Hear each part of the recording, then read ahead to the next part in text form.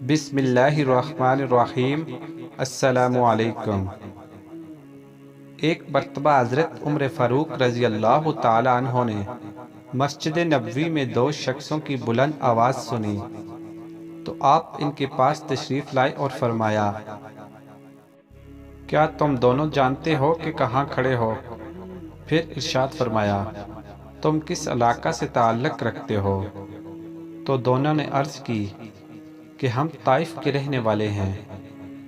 آپ نے ارشاد فرمایا، اگر تم مدینہ منورہ کے رہنے والے ہوتے تو میں یہاں آواز بلند کرنے کی وجہ سے تمہیں ضرور سزا دیتا، کیونکہ مدینہ منورہ میں رہنے والے دربار رسالت صلی اللہ تعالی علیہ وآلہ وسلم کے آداب سے خوب واقف ہیں۔